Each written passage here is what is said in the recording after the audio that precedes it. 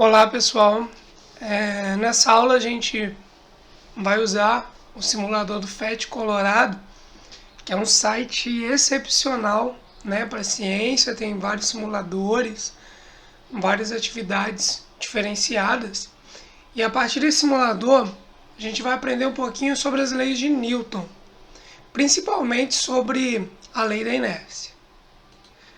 Se a gente fazer uma pesquisa sobre a lei da inércia, a gente vai ter esse enunciado aqui bonitinho, ó. Todo corpo continua em seu estado de repouso ou de movimento uniforme em uma linha reta, a menos que seja forçado a mudar aquele estado por forças aplicadas sobre ele. Vamos primeiro então a gente tentar entender, retirando essa parte aqui, ou o movimento uniforme. Todo o corpo continua em seu estado de repouso, né? Repouso, lembrando que é parado. Tira também essa parte da linha reta, né? Então ele vai continuar parado, em repouso, até que alguma força tenda a mudar esse estado dele. Ou seja, uma força vai agir nele. Um exemplo simples. Provavelmente agora você me assistindo pelo seu notebook, tentando estudar, você tem uma caneta em cima da mesa. Essa caneta em cima da mesa está em repouso em relação a você, se você também estiver parado. Ela vai permanecer parada, em repouso, se ninguém encostar nela. Se ninguém fizer uma força para que essa caneta se mova. Tá bom? Então, bem simples de se entender esse exemplo. Porém, quando a gente já fala sobre permanecer no estado, né, de movimento uniforme, em uma linha reta, já fica um pouco mais complicado de se entender. Para isso, vamos pensar nas viagens espaciais, ou até mesmo os astronautas quando eles se movem no espaço, perto da estação internacional. A nossa espécie ela vem evoluindo, e um dos últimos estágios da evolução de uma espécie é essa espécie se tornar interplanetária.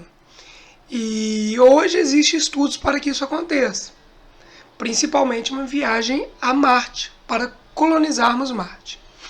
Porém, a viagem até Marte é uma viagem muito longa. Segundo o site Sustentabilidade, Marte e Terra, devido às suas órbitas, elas ficam próximas uma da outra, esses dois planetas ficam próximos a cada 2 anos. E mesmo assim, essa distância ela é de aproximadamente 55 milhões de quilômetros. Porém, se meu carro fazer 15 km por litro de gasolina, já é muita coisa.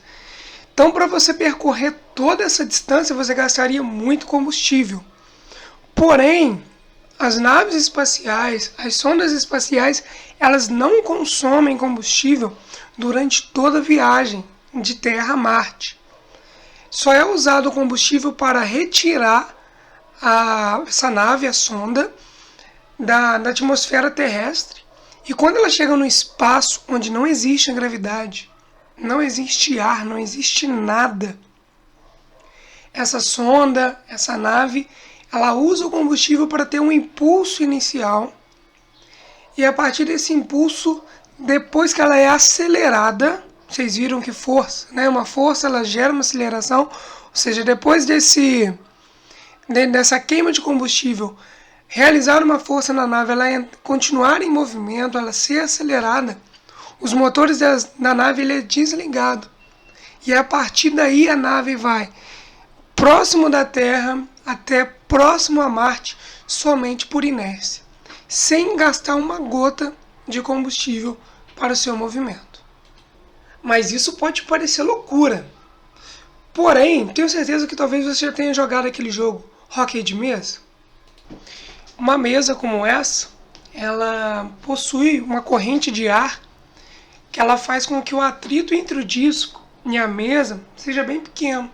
Então, se a gente tivesse uma mesa enorme e tivesse uma corrente de ar muito grande que colocasse esse atrito praticamente a zero, quando a gente acelerasse, né, exercesse uma força sobre esse disco ele ia permanecer em movimento até que a mesa termine.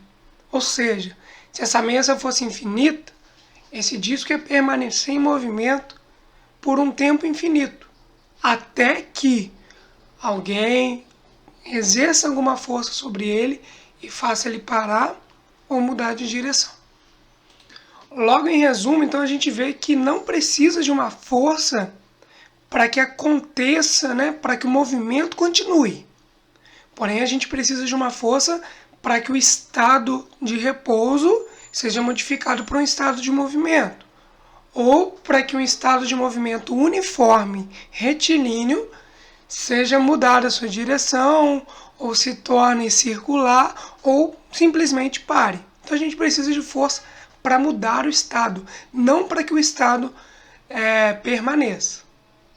Então, usando o simulador aqui, a gente vai conseguir entender isso. Ó, eu vou colocar um azulzinho aqui que ele tem 150 newtons, que é a unidade de uma força para a esquerda, e o vermelho com 150 também. Porém, eu vou desequilibrar essa brincadeira.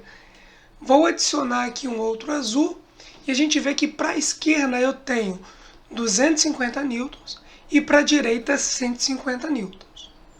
Então eu vou apertar iniciar e a gente espera que o azul comece a ganhar esse cabo de guerra. Fique atento à velocidade. Essa velocidade ela vai sendo aumentada gradativamente, ou seja, vai acontecer uma aceleração, como a gente pode observar. Vou dar um stop aqui, então a gente já vê que ele se movimentou, ele teve uma aceleração porque sua velocidade aumentou. Eu vou retirar esse aqui, agora a gente vê que a soma das forças dá zero, porque eu tenho 150 para a direita e 150 para a esquerda.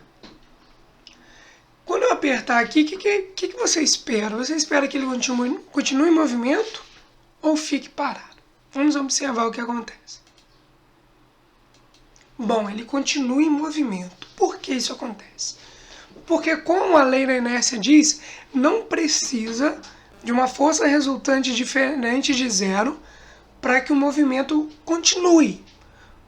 Por quê? Porque o carrinho ele já estava em movimento.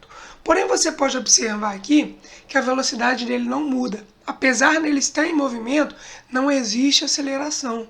Essa é a lei da inércia que fala que quando o corpo está em movimento retilíneo uniforme, ele vai permanecer nesse estado. Então, repare que a velocidade ela não é modificada. Então, a gente consegue observar também essa lei de Newton, essa primeira lei de Newton, neste exemplo aqui, né? O bonequinho ele vai exercer uma força, vamos colocar uma força de 302 newtons. A gente vê que a velocidade ela vai aumentando, até que chega um limite dele, e a gente observa que a velocidade ela vai continuar. Pode dar meia-noite, 6 horas da manhã, amanhã, semana que vem. Se eu deixar esse simulador aqui, esse meu bloco em cima do skate ele vai ficar se movimentando para sempre. Porque esse caso é um caso ideal. Não existe atrito entre a rodinha do skate e o solo. Porém, a gente observa também que quando a gente aumenta a massa, né, a gente vê aqui, né, 40, 80 e 50, o somatório disso tudo a gente tem de massa. Quando eu somo essa massa, eu vou ver que o tempo para que ele atinja a velocidade máxima, ele vai ser maior. Vou tentar colocar aqui novamente 302 newtons. Ó. A gente repara que ainda da situação anterior, ele acelerou muito mais rápido. E aqui existe essa demora. Gradativamente ele está acelerando. Vou colocar aqui o velocímetro, para a gente conseguir acompanhar. Bem mais devagar. Então, o que a gente tira de conclusão? A gente tira de conclusão que essa força ela também depende da massa. Ou seja, e a partir dessa massa também vai depender da aceleração.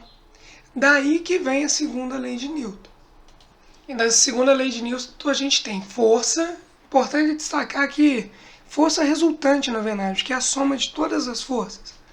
É igual a massa em quilogramas do corpo vezes a aceleração, que é metros por segundo ao quadrado. Mas você pode se perguntar, mas professor, a gente não consegue observar isso no dia a dia.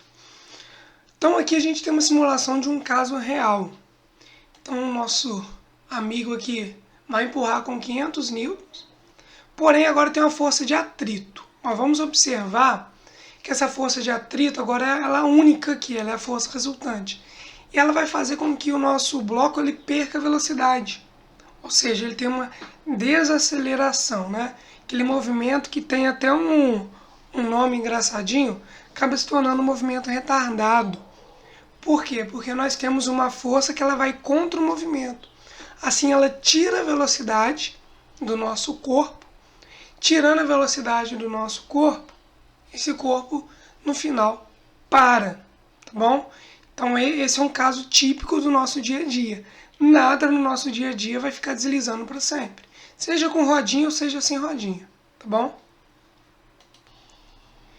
E para finalizarmos aqui, neste caso aqui ele mostra a aceleração também, mas eu quero que a gente observe a seguinte coisa. Eu vou colocar um atrito aqui bem forte e vou colocar um pouco mais de massa. A soninha aqui, né? Quem esteve na aula sabe o que eu estou falando. A gente vai reparar que agora o nosso amigo ele não consegue movimentar, porque esse atrito é muito forte. O que eu quero destacar aqui é as duas forças que aparecem aqui, ó, uma em vermelho e outra em laranja. No caso, a gente tem um par de ação e reação. Por quê? O nosso amigo ele empurra a caixa para a direita e a caixa ela revida, né, empurrando o nosso amigo para a esquerda. Dessa maneira, a gente chega a entender a terceira lei de Newton. Para toda ação existe uma reação, que vai ter o mesmo valor, a mesma direção, porém em sentidos contrários. Tem também outras aplicações das leis de Newton que são extremamente interessantes, né? Essa daqui, eu antes de estudar física, eu pensava muito nessa, né? Eu peguei esse desenho aqui, né? Essa foto de um ônibus lá de Curitiba, com um teto aberto, porque é melhor para a gente entender, né? Imagine que esse ônibus ele esteja em movimento e eu esteja sentado bem aqui na frente.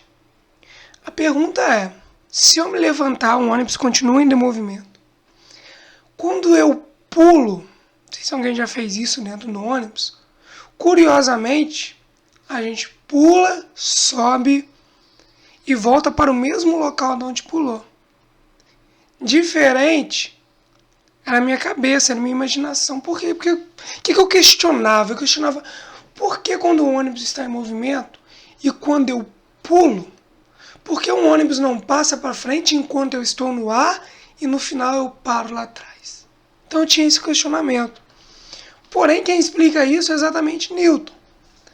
Quando eu estou sentado ou em pé, se movendo junto com o ônibus, eu estou em movimento. E como eu estou em movimento, o que a primeira lei de Newton diz, a lei da inércia? Fala que a tendência é que eu continue em movimento, até que uma força tente fazer eu mudar o meu estado. Então, como eu estou em movimento, quando eu pulo, eu ainda tenho um movimento de ir para frente junto com o ônibus. Então, na verdade, quando eu pulo, eu estou fazendo uma força de ir para cima e não estou modificando o meu estado de ir para frente ou para trás. Não estou mudando o meu estado na horizontal, somente na vertical, pulando. Com isso, esses movimentos acabam se somando. Uma pessoa que me vê da rua pulando, a pessoa não vai ver eu subir e descer. Essa pessoa vai me ver indo para frente fazendo um arco. Porque ao mesmo tempo eu vou estar subindo e ao mesmo tempo eu vou estar indo para frente. Então isso nada mais é do que a aplicação da lei da inércia. Porque eu permaneço em movimento, porque eu também estou junto com o ônibus. E nós tornamos um corpo só. E uma outra aplicação interessante é o uso do cinto de segurança. Já que a gente está em movimento junto com o ônibus, quando o ônibus para, quando o carro freia, a tendência é que o nosso corpo continue em movimento. Então por isso que quando freia, a gente tem o corpo lançado para frente. E quando você está parado, principalmente no avião dá para sentir isso, quando você está em repouso junto com o avião ou com o carro também, e esse carro começa a aceleração, você sente seu corpo sendo jogado, uma força para trás. Por quê? Porque a tendência do seu corpo era permanecer em repouso. Porém, o ônibus, o avião, ele te força a ir para frente. Então, devido a isso, você acaba sentindo uma força para trás que tentaria, sem sucesso, te manter no estado inicial, que era o estado de repouso. Isso também acontece o contrário, quando você está em movimento e de repente tem uma freada brusca. A ideia é que o seu corpo continuasse em movimento. Então por isso você sente uma força te empurrando para frente. Que na verdade não é seu corpo que vai para frente, seu corpo apenas continua o movimento. É o veículo, né, o ônibus, o carro que ele acaba entrando em repouso ou tentando entrar em repouso, desacelerando, né? Como é que a gente pode observar nesse vídeo.